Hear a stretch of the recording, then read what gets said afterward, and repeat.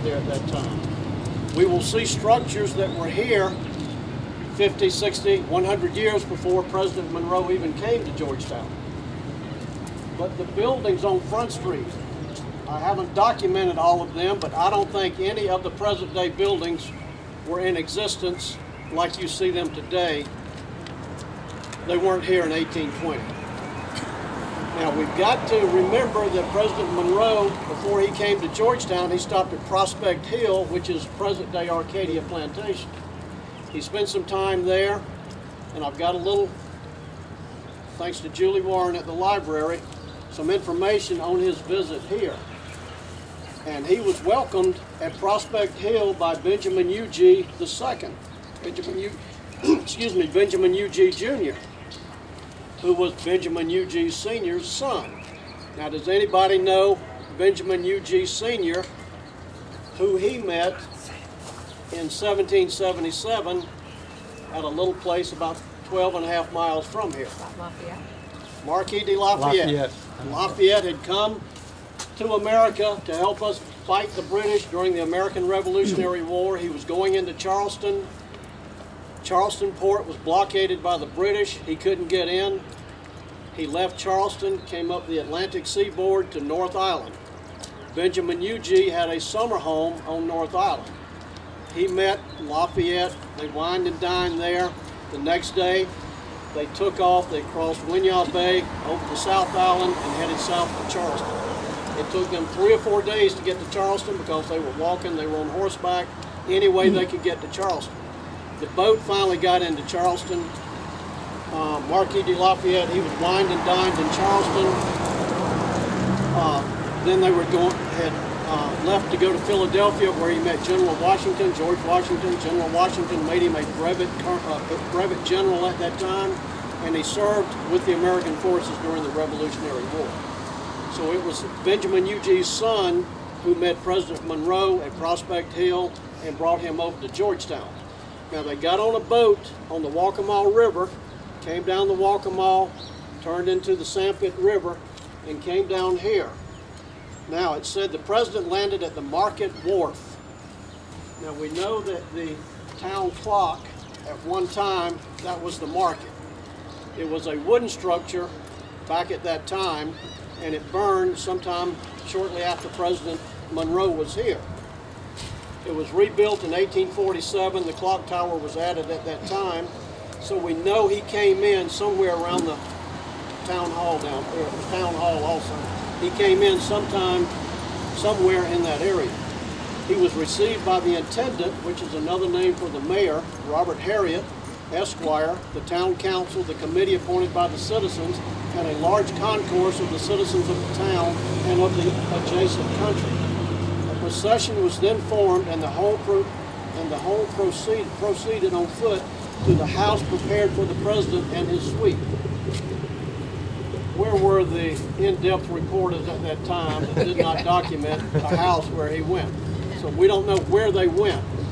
What we're going to do today, we're going to leave this area and walk that way and point out some of the structures that were here when he came through town and some of the structures that have been built since that time. Now keep in mind, I told you we have to visually imagine what it looked like. There were no sidewalks at that time. The streets were dirt. There were no power poles with lines at that time.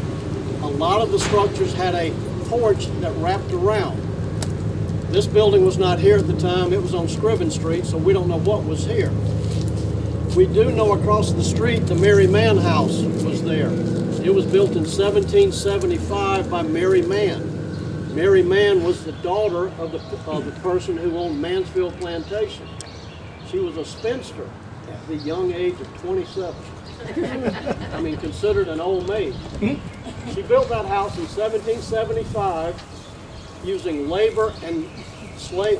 slave labor and lumber from her father's plantation, Mansfield. She lived in the house until she got married. The house was sold, and there's only been in 3 owners since then. Now, has anybody ever heard of Theodosia Burr Alston? Everybody knows about Theodosia. She was the daughter of Aaron Burr She married Joseph Alston, who later became governor of South Carolina. Theodosia, she never got used to the low country life. She had a son. They had a son who died from malaria. She was going back to visit her father in 1812, December 30th, 1812. She came to a gathering here at this house right over here. On December 30th, she boarded a ship to go to up north. And we'll show you where the wharf was, where she got on that ship, and whatever happened to Theodosia. You know, we'll talk about the different things that people have brought up and what they think happened to her, but you'll have to draw your own conclusion as to what her fate was. All right, is everybody okay? All right, on the houses that you see this one over here, it has a blue plaque on it. That's a historical house. Now let's walk down this way.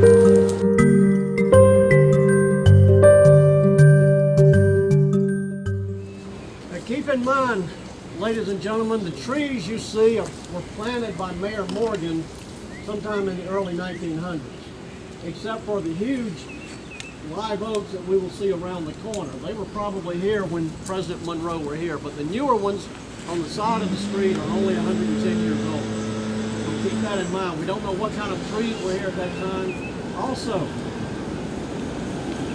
we don't know, during the Revolutionary War, the British sat right out here in Winyah Bay and lobbed cannonballs into Georgetown, destroying a lot of the pre-revolutionary homes. Even though we still have a large number of pre-revolutionary homes, we don't know how many were lost to the British during the American Revolutionary War. But keep in mind, back then you had horses, you had cows, you had goats, you had livestock. A lot of those domesticated animals could have been walking around right where we're walking now. So keep in mind, you know, we've got to think 200 years ago. All right, now this is the first question. Looking at this sign, there's Independent Seafood here in 1820. All right, good. So far you're doing, you got 100 right now. All right. See the growth growing on the limbs. I'm sure some of you know that is what we call resurrection fern. You can see it's dried out right now from the rain we had last week. When we get more rain, it will revitalize and turn to green. That's the name, resurrection fern. These are called live oaks because they lose their leaves in March. Go the entire year before they lose their leaves. That's what they call a live oak. As you can see, the leaves have come off, little fuzzies have now formed, and that's probably causing some of your sneezing and coughing and hacking and the other things mixed in with it. All right, now on this, yes ma'am. Those are live oaks also, yes ma'am. All right, on this corner over here, and you'll see it when we walk by, when we go down the sidewalk, there was a tavern here, the Red Oak Tavern. Georgetown had quite a few taverns which entertained people. You know, what else could you do in Georgetown in 1820? So you went and had a tankard of ale, right, Julie? Right, Heather? Whoever you are, yeah. Yeah, pointing at Julie and calling Heather. You had a tankard of ale, and this tavern was a very popular place. Now, it was here during the Revolutionary War. We do know that.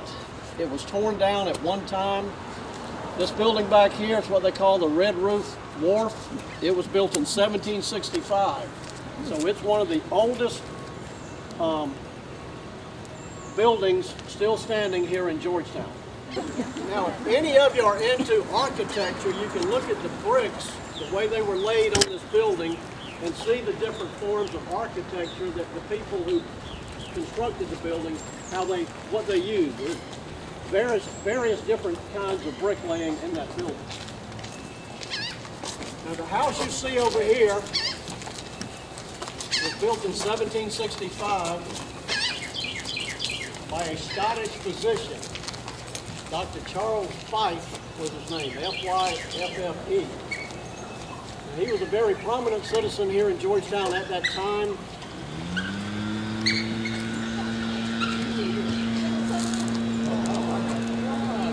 He was a very prominent physician and important citizen in Georgetown at that time. house was built in 1765. 10 years later, what were we doing in 1775? Fighting the British during the American Revolutionary War. Dr. Fife, he remained loyal to his mother country, Scotland, and his property was confiscated. He never regained ownership of it again. Even after the war, they wouldn't give him back his property. So you can see the three flags they fly here. You've got the Betsy Ross flag, the South Carolina state flag, and the American flag. So they still honor, you know, the three pieces of property on the columns of the porch. Now let's walk up to the porch. Y'all watch where you step up here.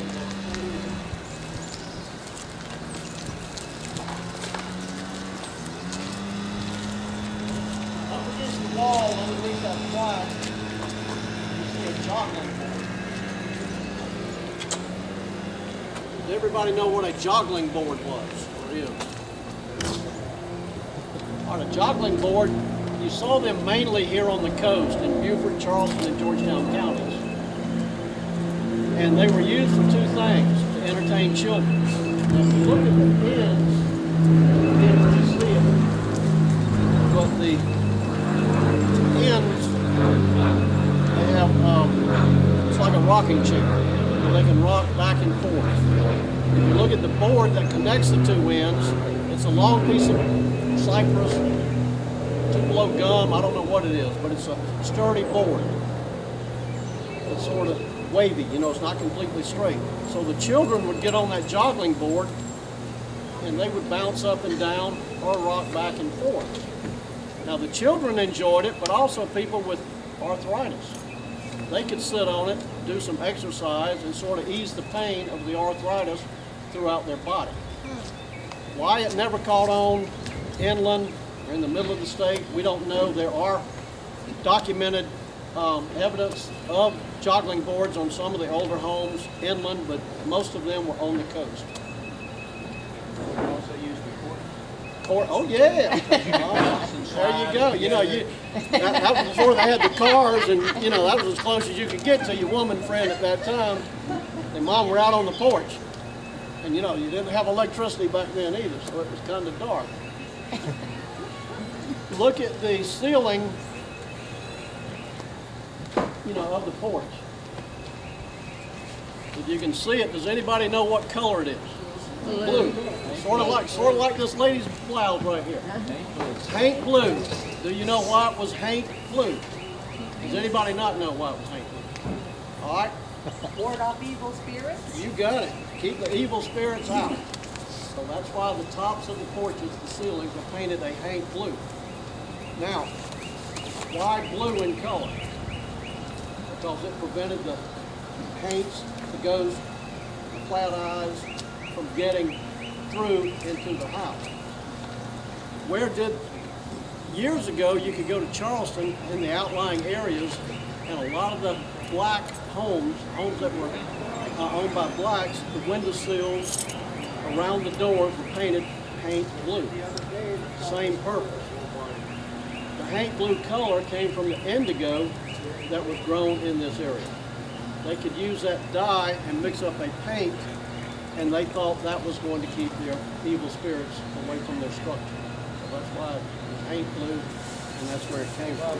You remember Theodosia? She got on the boat right back here, not the shrimp boat, but there's a wharf back there, and the name of the boat was the Patriot. And even though this was during the War of 1812, the British blockaded the port of Georgetown, but they let that boat out because it was going up north and carrying the governor's wife, the First Lady of South Carolina.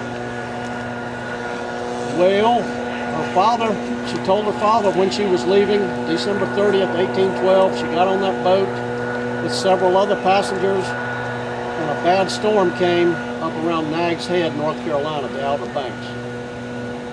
There have been several stories about what happened to Theodosia. Watch this car here, this lady is moving. Some people say the pirates took over the ship, killed her. Some people say pirates took over the ship, kidnapped her, and took her off. Some people say the ship was caught in the bad storm. Everybody drowned. Ship was torn up. There were 2 people on their deathbed who said they were former pirates, who said, yeah, this is what happened to Theodosia. She was kidnapped. We ransacked the ship. Another incident happened when a doctor up in, I think it was Nags Head, North Carolina, he went to see a very ill elderly lady. She didn't have any money to pay him, but she had this portrait of a lady on the wall. She said, I want you to have it. There's a bald eagle right behind me.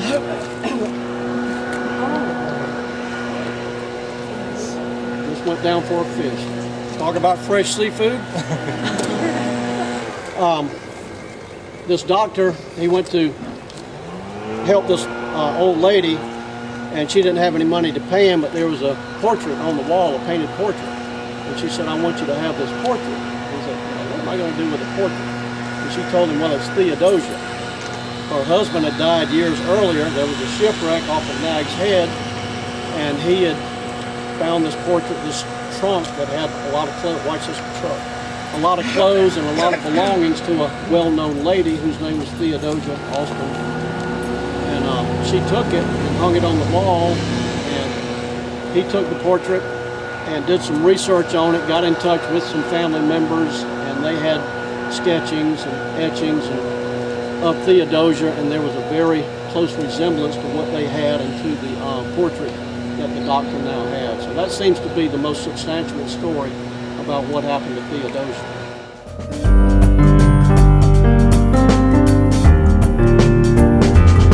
All right, test question number 2.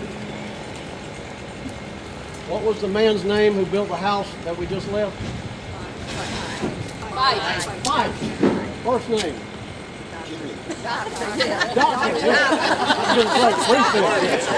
Dr. Charles Fife. All right, not only did Dr. Fife build that house in 1765, he built this house also in 1765.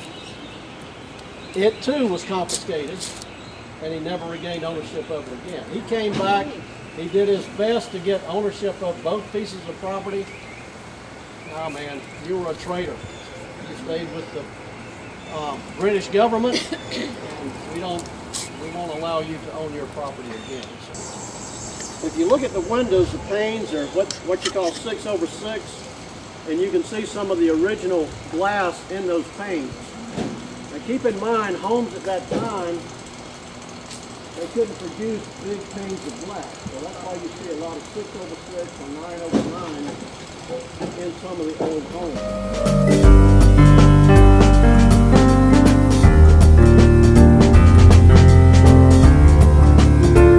The planters here in Georgetown County were very wealthy. Their kids went to school in Europe. Not only did they have plantations here in Georgetown County, but many of them owned several plantations on one river or this river. Francis Withers, this house over here, the one out on Frenchville Plantation. Now the slaves, it was a very, very, very, very, very hard life for slaves on a rice plantation. Usually on a cotton plantation, you had, well, let me back up. On a rice plantation, you had about 12 to 20 slaves during labor that one slave could do on a cotton plantation. So that's why Georgetown County had so many slaves. Georgetown County had the highest population of slaves in South Carolina, and South Carolina had the highest population of slaves in the southern states east of the Mississippi River. And we talk about the hard life of a slave. If any of you have ever been out on the rivers and seen what's left of the rice fields, keep in mind that at one time they were forests. They came to the low ground, but they were forests. Now the planters, they couldn't make any money off the forest. They needed rice to make money. So the slaves would go to the rice fields, or the forest at that time, and cut down the trees, not with excavators or chainsaws, but with axes and saws, 2-man saws.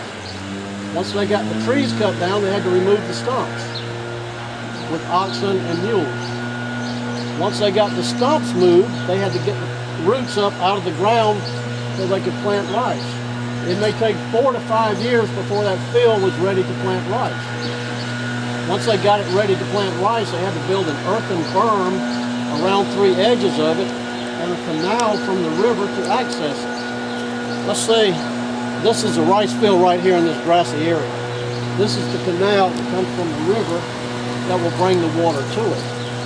Now, when the tide is going out, that's bringing out the fresh water out into Winyah Bay. That's the water they needed to irrigate the crop. The slaves had what they call a trunk gate or a rice gate over the canal to bring in the river water or take the water out of the rice field. Now this trunk gate could go up, it could go down. When the tide was going out, they would lift up that trunk gate so the water could go in and irrigate the rice field. If they got salt water in the rice field, it would contaminate the soil, and it wasn't good for 4, 5, 6 years. So that couldn't happen. So they usually had a young slave boy sitting by that that trunk gate, and he would taste the water. He would keep an eye on the water, see which way it was flowing.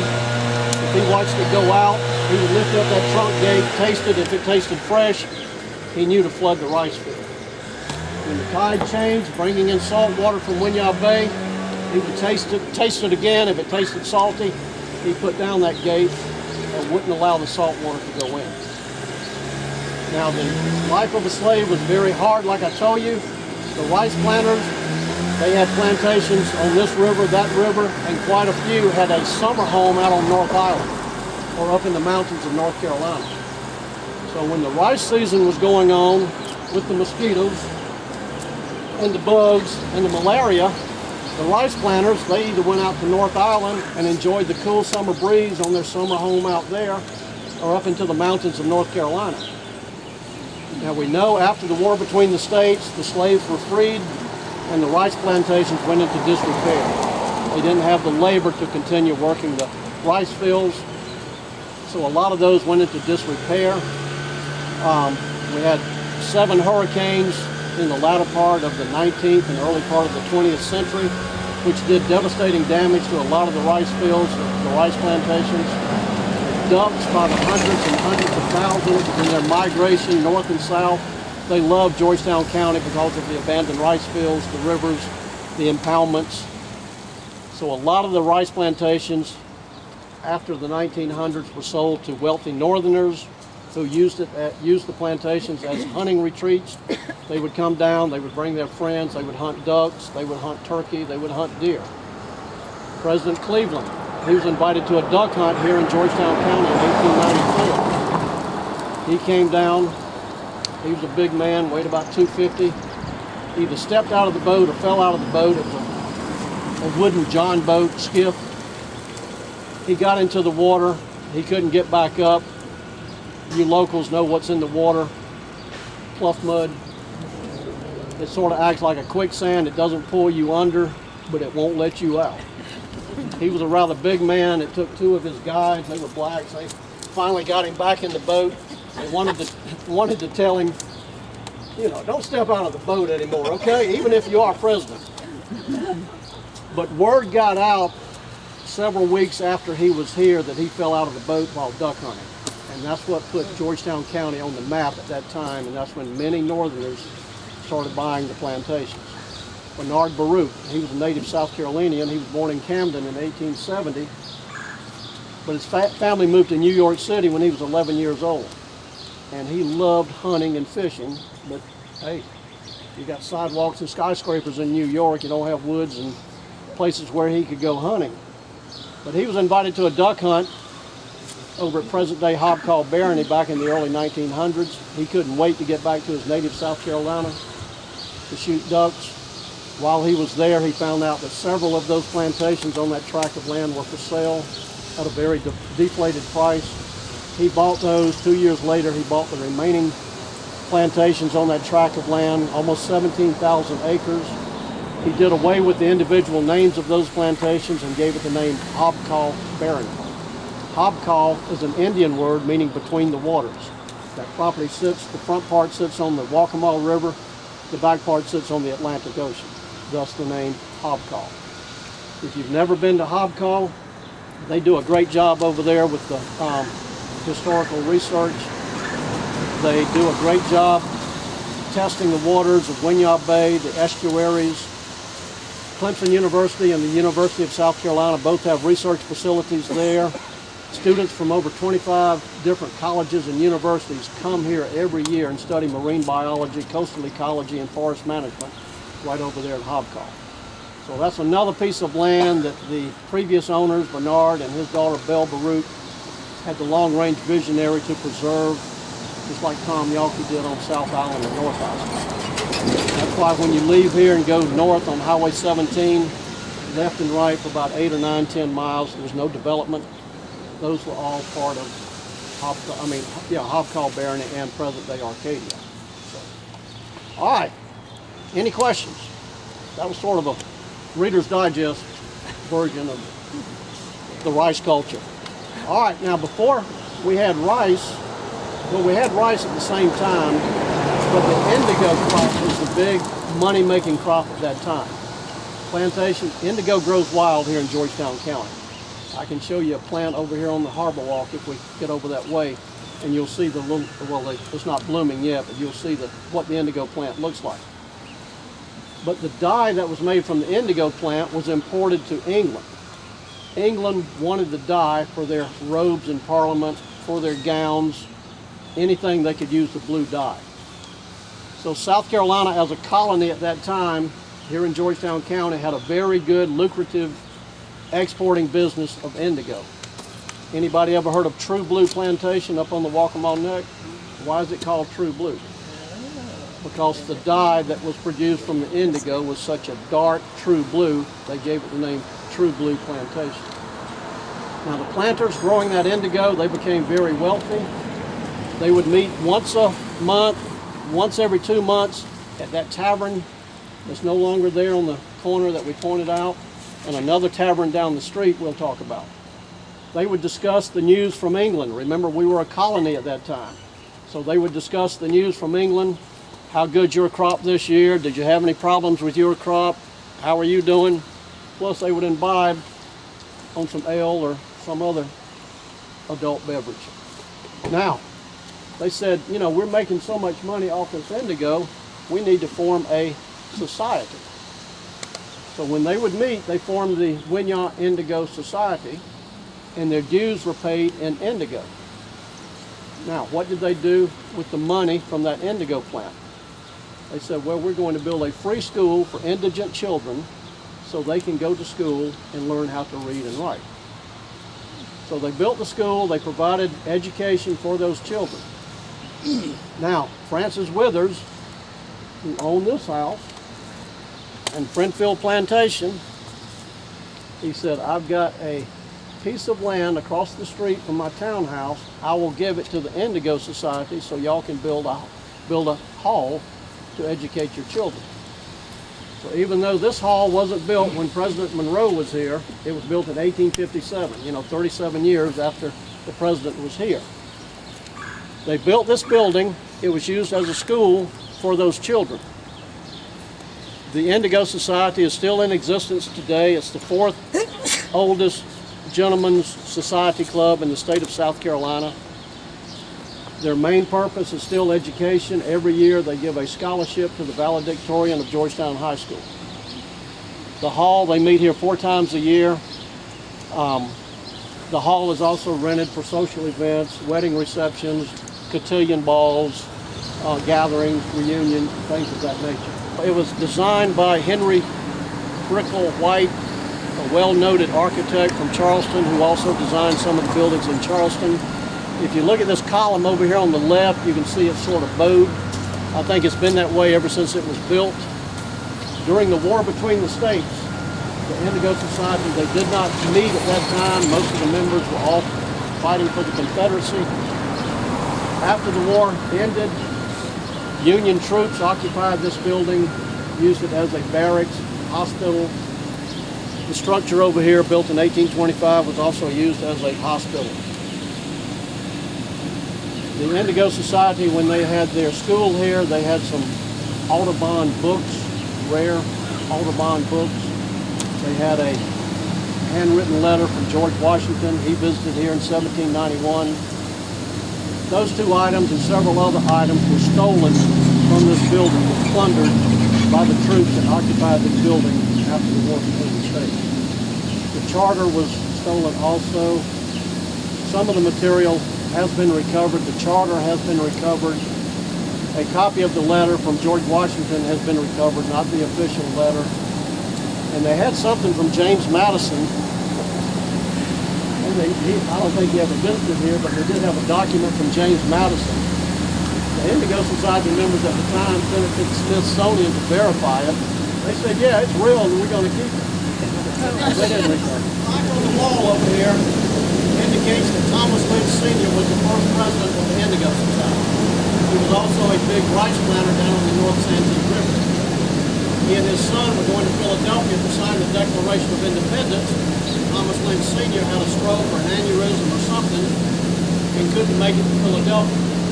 Thomas Lynch Jr. signed his name and they left a space for Thomas Lynch Sr. to sign it, but he never did recover, so his name is not on the Declaration. There are three other people from South Carolina who signed it. Julie helped me, Hayward, Pinckney, and Rutledge. We'll make it up. Sounds good anyway. Janet Barrow, her name's on there someplace.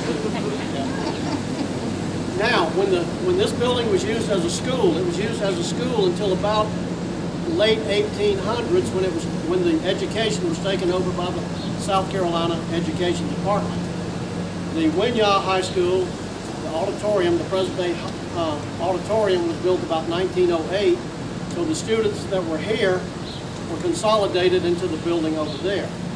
But while the students were here, they were just like all of y'all when you were students. Some of you carved your initials in the bricks over here. So you can see these and the dates. Here's 1900. There's somebody's initials. Back over here. Well, you know, they cut up and had a good time, even though they were being instructed in Latin and some of these other courses that they taught back then.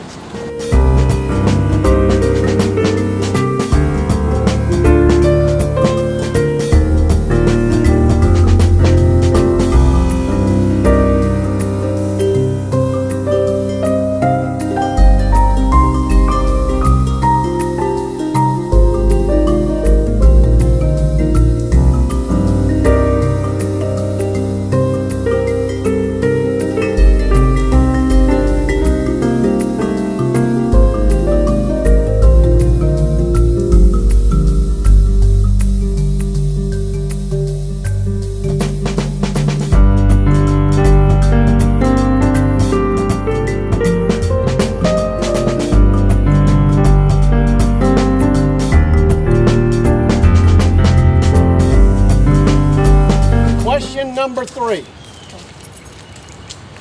Who owned the house on the corner who gave the land to build the Indigo Society? Withers. Francis Withers. Woohoo, woohoo. All right, you're doing better. He owned this house also. This piece of property. It was built in 1750. So it was here when President Monroe came through. Now if you look behind that big oak, that's what's called the champion oak. Huge live oak tree. In 1940, they came and measured it, and the information is on this historical marker here. And they figured in 1940, it was 400 years old at that time. So we know it was here when President Monroe came through.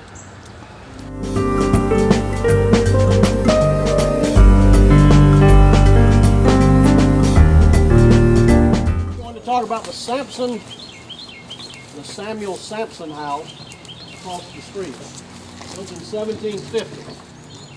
Now this is one of two structures in Georgetown that still has an outside kitchen.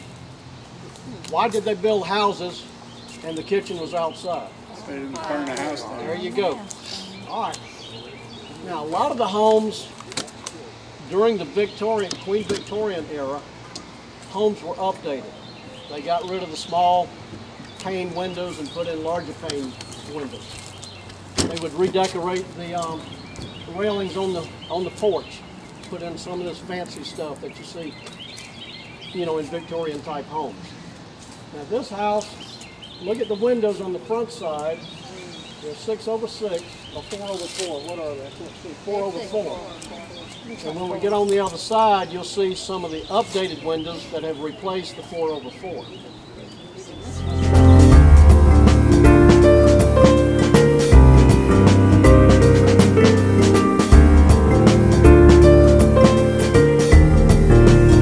It was designated as the oldest colonial banking house in Georgetown, 1735. So we know it was here when President Monroe came through Georgetown. There's no official documentation that it was a banking house, but due to some coins they found on the inside and the insignia for England, they designated it as a banking house. Plus there's a vault, iron gate and fence down in the basement also. Over the years it's been used as a boarding house. It was Theo Butler's boarding house back in the early 1900s. And then it became an armory, and then a Masonic lodge, and its last use was with the Georgetown County Museum, where it opened. And they've since moved to 120 Broad Street in a building there. It's privately owned now. Jody Tamsberg owns it, and he uses it as an office. All right, the building across the street is what we call the old courthouse. It was built in 1824. Designed by Robert Mills, who also designed the Washington Monument in Washington. Now, when President Monroe came through, this was 4 years before he came through, it was a wooden structure. We had a bad storm or a fire, I can't remember. The wooden structure was destroyed, and they built this one on the exact same spot right here in 1824. Down the street, you see the town clock. The clock tower was added in 1842. They say, that's what we were talking about in the market. They say that was the market that's been used over the years as a slave market, open air market, Chamber of Commerce, City Hall, City Police Department, and it presently houses the Georgetown County Rice Museum. If you want to know more about the rice culture here in Georgetown County, spend about an hour and a half in the building, and you will see the displays and dioramas of how rice was produced, what the slaves went through to produce that rice, and it's just a good educational experience to see and learn about the rice culture. The house across the street, Thomas Cutno House, built in 1740. Now keep in mind, we were talking about back at that time, there were no sidewalks. Porches went all the way around the house, around three sides of it, and when that house was built, the front door was on Prince Street side right here where that green shrub is. And you can tell it's been added on and changed, and the front door is on the front now. It's the Thomas Bolam House. And Mr. Bolam, he also ran a tavern. We don't know if President Monroe stopped here, stopped in the tavern up there, or another one over here on Broad Street. But we know he made his way through Georgetown. These were the popular places at the time, just like the restaurants on Front Street or somebody's home. But there's no indication where he went, so we just have to assume or, say he stopped at several places to have a tankard of ale. But you can see the historical marker here, 1734.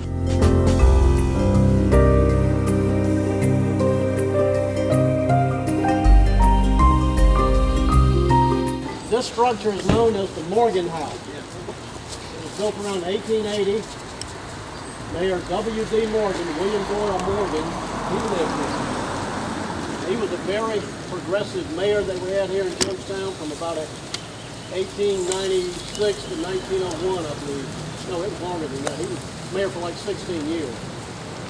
Now, he really brought Georgetown into the next century. He was responsible for planting the oak trees on the sides of the streets. He was responsible for installing sidewalks on the city streets. He was responsible for installing or constructing the infrastructure for the sewer system that we have in Georgetown. He was responsible for the jetty out on North Island going out into Winyah Bay. He wanted to move Georgetown forward, and during his reign, he really brought Georgetown up to a higher scale where people started noticing Georgetown and wanting to live here. He died in 1938. He was having heart problems at that time. He went to the hospital in Florence. He fell out of his bed, broke his hip, and died the day after he arrived. He was also a Catholic, and before we had a Catholic church here in Georgetown, the Catholics, they would meet here at his house, and they would hold the Sunday service here.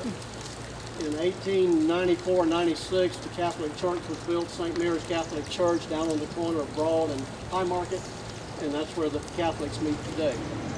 But Mayor Morgan, he was really instrumental in bringing Georgetown forward, taking it out of the old age into the new age. As you can read, the Georgetown County Museum, the History Center, wonderful place to visit to learn 300 years of history here in Georgetown County. There are 2 floors, there are exhibits, and it's not just Georgetown, it's the entire Georgetown County. So if you've never been in, great place to visit, spend about an hour, hour and a half. And this is just one of 5 museums we have here in the city. We've got the Georgetown County Museum here, we've got the Gullah Museum on King Street, we've got the Kaminsky House Museum up on the end of, what's that street? King, yeah, end of King Street. We've got the Maritime Museum right here on the corner of Front and Broad, and then the Rice Museum. So the Georgetown County, you know, we're the 3rd oldest city in the state. Charleston, you know, they're going to claim first on everything. They were founded in 1670. Beaufort down the coast, 1711. Georgetown, even though we had people living here, operating, trading in the 1700s, the town wasn't laid out until 1729 by Elisha Scriven. The city of Georgetown, or the port of Georgetown, became a port of entry in 1732. So that meant goods coming into South Carolina could come directly to Georgetown without paying the tax, support tax in Charleston, or goods from Georgetown could be shipped out without having to go through Charleston. All right, the Georgetown County Library System, thanks y'all for being on the tour. Thank you. Hopefully you collected. And the Friends of Georgetown Library, thank you, Paige. Oh, Very, glad very to much. have you.